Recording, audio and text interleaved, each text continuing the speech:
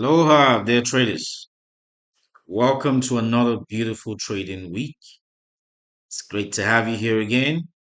As always, I'm Tomas Shidanya, your favorite global market analyst. Whichever part of the world you're joining us from, Sabona, Ekabo, welcome, Karibu, Mambo, Dobre Pajalva. We're here and we begin with our weekly market analysis. So, as always, we'll be starting with the fundamental analysis. And some of the pairs we're looking at this week include the Euro USD, the USD JPY, the GBP USD. So let's adjust that. So we're looking at the Euro USD, the GBP USD, and the USD JPY. And as an add-on, consolation on that, we're going to be looking at Bitcoin. So what do we have this week? We have somewhat technicals day today, Monday. However, we expect the US new home sales. Now, the new home sales ordinarily should not be so much of an impact. You can see where I tagged the medium impact news there. But considering that the Federal Reserve Bank has cut interest rates since last year, and it's expected that the impact of the interest rate should affect the mortgage market, the housing market. Hence, more new home sales indicates that more Americans are buying houses, which is good for the American economy. So if you have higher than expected or previous figures, it could impact these pairs in the course of the week. So be on the lookout for that. Next, we have the core durable goods and durable goods for the month of July, the CB consumer confidence, and the Richmond manufacturing index for August. Okay, all these clustered together are medium impact. Um, but then again, uh, individually, they have no major impact or effect in the market, but because they are all happening right around the same day, on the same day, right around the same time, the impact could be significant. So, if I were you, I pay significant attention to them. And what are the core durable goods? So, the durable goods, the change in the total value of new purchase orders placed with manufacturers for durable goods, excluding transportation items. So the total value of new purchase orders. Now, if we get an increase of over the previous or the expected figures, that could impact the US dollar significantly or positively. And if not, negatively, of course. And the CB consumer confidence, as a matter of fact, you know that that has to do with a sentiment analysis of consumers pertaining to the US economy. Above previous or forecasted figures is good for the US dollar, and less than those ones doesn't bode well. Altogether, we could get mixed data, especially when you have so much news clustered together in one day. So we could get significant volatility back to back. Be on the lookout for that. And on Wednesday, we have technicals. There are no major news expected tied to any of these major pairs. Okay. Unless, of course, Donald Trump takes the spotlight and decides to say something crazy, as always. Next, we got Thursday, and that's one of the major highlights for the week, the prelim GDP for the second quarter. That's the US prelim GDP. Now, we know the US has got three advanced GDP figures. We got the prelim, the advanced, and um, the third one, which is basically centered around GDP figures released at different times. So we got prelim, we got advanced, and then we got the final, normal GDP. So be on the lookout for this. Of course, the one with the most impact in the market is the first one. That's the advanced GDP. Okay, so we might not get as much impact in the market as the advanced GDP, but then again, the volatility is significant enough to catch you some good profits. So be on the lookout for that. Next on the list for me for Thursday is the pending home sales.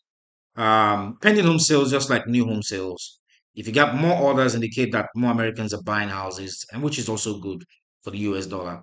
So more than expected. All the previous figures also bodes well for the US economy. Now, as far the unemployment claims are concerned, we've got poor data from last week. We got poor data from 3 weeks back. If we get another significantly poor data this week, that doesn't bode well for the US dollar. In other words, we get more claims than expected. In this case, more unemployed people claiming insurance benefits. It doesn't bode well for the US dollar. Therefore, pay attention to this because of the consecutive releases in the past. And then final for Thursday, I'd look at Tokyo CPI and the Tokyo unemployment rate and the prelim industrial production. All these are basically low impact news, but Tokyo, for those of us who trade the markets, we know that news like this could be released. We know that news like this could be released across board, and if released, could be significant enough to cause huge impact in the market, especially if the figures are way, way more than previous or expected, significantly greater. And then finally, the highlight for the week for me is the core PCE, the core PCE price index for the US in the month of July. Basically measures the change in the prices of goods and services, excluding food and energy. This is a big guy. This is significant. So if you get a quiet week all through, Friday might be the big day. Be on the lookout for that. Uh, and then finally, for Bitcoin, of course, we know that tariff war escalations, increased global uncertainties, or global crises may affect the market and increase the volume of transactions. For Bitcoin and especially Ethereum, that are looking to capture significant fair value gap, which I'm going to show you in a bit. So therefore, let's go on to the charts. Let's go to our charts. I'm going to be starting with um, the Euro USD. Let's look at the Euro USD and see what this guy has got in store for us this week. So for me, first off, we know that price is currently at a significant order block point. Let's try to mark that for you. So we got this guy right here off um, August 2015. Okay. And that price level was 1.1708. If you're a trader, you know that that's a psychological level, 1.1700. Basically, price is still there right now, still playing around the psychological level of 1.1700 with no clear direction as to what it wants to do. Break past it or reverse. So we got the same thing playing out just like 2015. We could see significant reversal at this point, but remains to be seen. That's for the monthly chart, so we know where we are. For the major 4 hour chart, we also see that price right now, just like I said, is in a significant reaction point. We got double top or perhaps the heads and shoulders pattern right around here, head and shoulders. But then again, at a significant reaction point of 13th of August and the 18th of August, right? 1.1715. So, what for me stands out? We can see the heads and shoulders pattern right there. Head, left shoulder, right shoulder, with a major support point placed at 1.1606.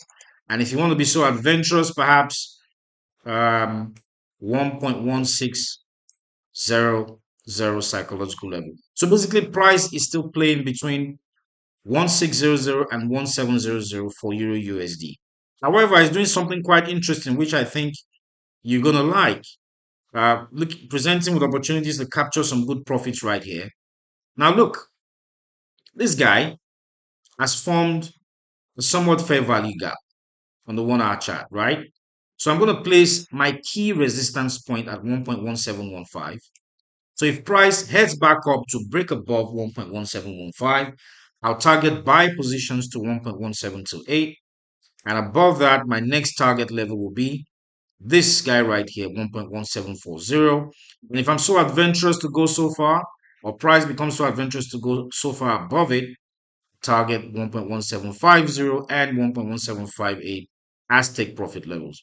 But then again, it's showing like it wants to recover some a fair value gap, and that's not surprising considering the abrupt rise in price um, on Friday, coming from the data released. And what data was that? For those of us who are familiar with the market, I know what happened on Friday.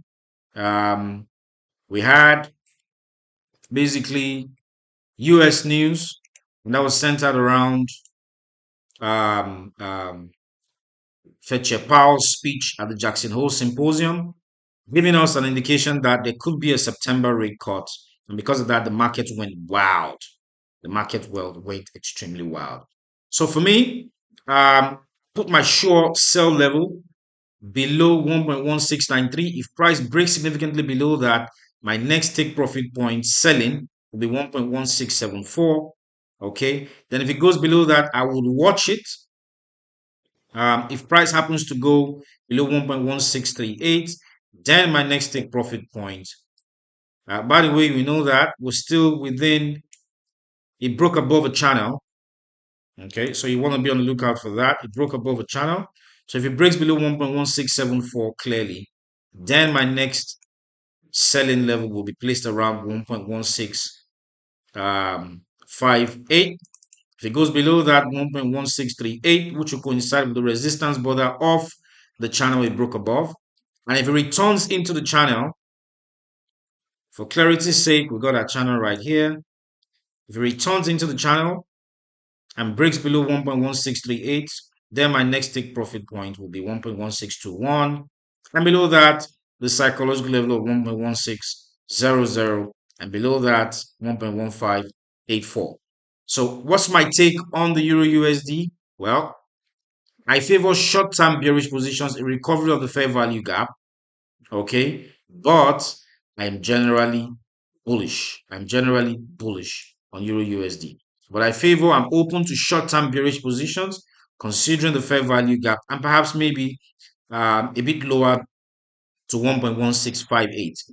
Below that point or below 1.1674, I'm going to be skeptical to sell until I see clear breaks. So short-term sell positions, I'm open to that, but my general outlook is still bullish for Euro USD. And what else do we see? Price happened to react to a moving average. So when it got to the 100-day moving average on the 4-hour chart, we see a nice bullish run in rejection of that moving average. Now, the next pair to look at is GBP USD. First, we see that there's a bullish engulfing pattern formed on the daily chart. Nice bullish engulfing pattern right there on the 100 MA. The 100 MA being the blue line. So, we also see price pay homage to our bullish flag pattern. Okay. The red lines indicate the bullish flag pattern right there. So price touched a significant reaction point 1.3542. If price happens to break above that going up, then I'll most likely target 1.3575, this horizontal line right here. Okay, but we also see a somewhat fair value gap that is trying to recover right now. So if it breaks below 1.3488, then my next most likely target will be around 1.3450, which would coincide with the upper border or resistance border of this bullish flag pattern or descending channel, depending on which time frame you're looking at. And for specific levels, okay, if it breaks above 1.3526 going up, then I'll target 1.3540. If it goes above 1.3540, then I'll target 1.3575 on a buy going up. Yeah. So for those who want to be conservative, you could place your first TP around 3564. And then perhaps the next one at 3575 or 3600. Now, but if price happens to try to recover a somewhat fair value gap right around there, and where is this fair value gap really? Let's try to indicate that. So we got something like this.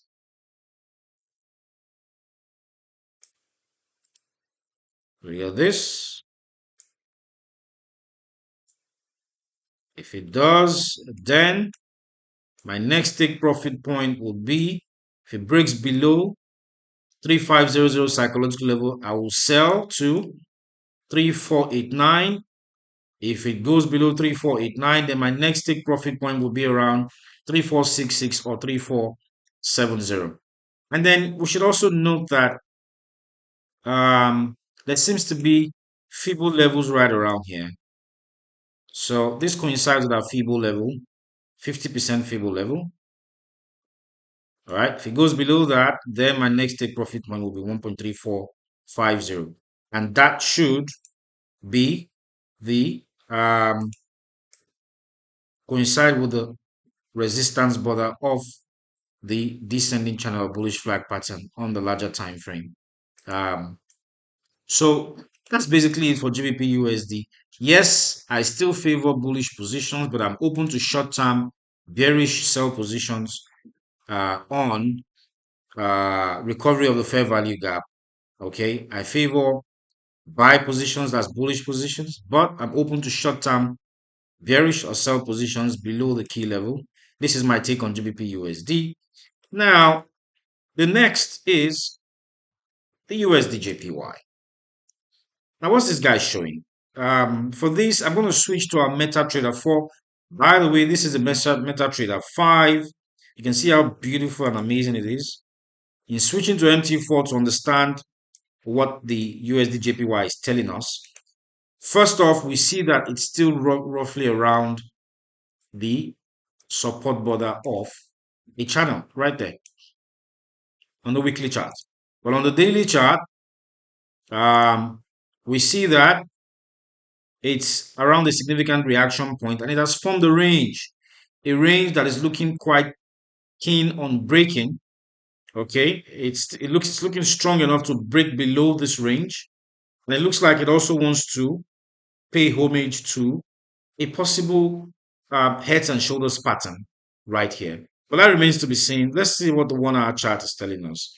On the 1 hour chart, however, we see that, or the 4 hour chart, this is a 4 hour chart, price is still locked in between um, psychological levels 147.00 and 148.00, manifested by the blue and purple lines right there. Still locked in between, no clear break above 148 and no clear break below, right? So for key levels, for me, because it's still locked within a range, if I see price break above 147.50, I will consider bullish or buy positions to 147.68. Okay, if it goes above that, then my next take profit point will be 147.85 right here. And if it goes above that, 148.15, 148.00, 148.15. If it goes above that, 148.4 and 148.77. And if it's adventurous enough to go that far, I consider 149.15 or the psychological level of 149.00. But then again, um, it's looking strongly bearish and it looks like it's going to continue its bearish run from the reaction of last week. So if it breaks below 147.00 psychological level, I'll consider sell positions to 146.72. Below that, 146.57. And below that, I'll target 146.38. Perhaps below that, 146.21. Okay. And if you want to go, you want to be adventurous enough, we could see price touch 146.00 psychological level or 145.70. It's the week of the core PCE. Don't rule anything out. It could happen. All right. And so that's that for the USD JPY. What's my take? Of course, because of the patterns right now, I favor sell positions on USD JPY. I favor bearish sell positions on USD JPY unless I see a break of key resistance level 148.00. So be on the lookout for that, ladies and gentlemen. Now, to the last but not the least, the almighty Bitcoin. The almighty Bitcoin.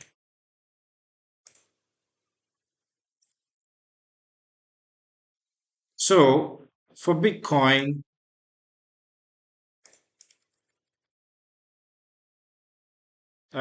we see that it's currently below a significant trend line right there. You can see the trend line drawn significantly below that.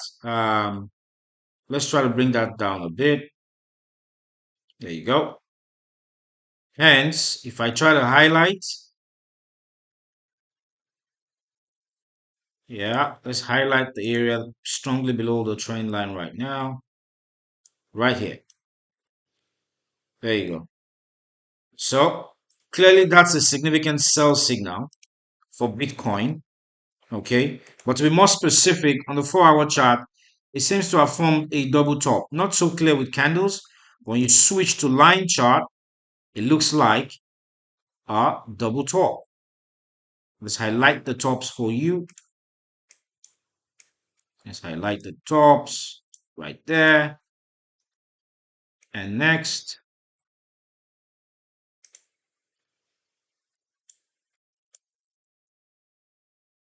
right there. Okay. It's not a perfect double top pattern, but it is still. So we're just going to put that somewhat double top.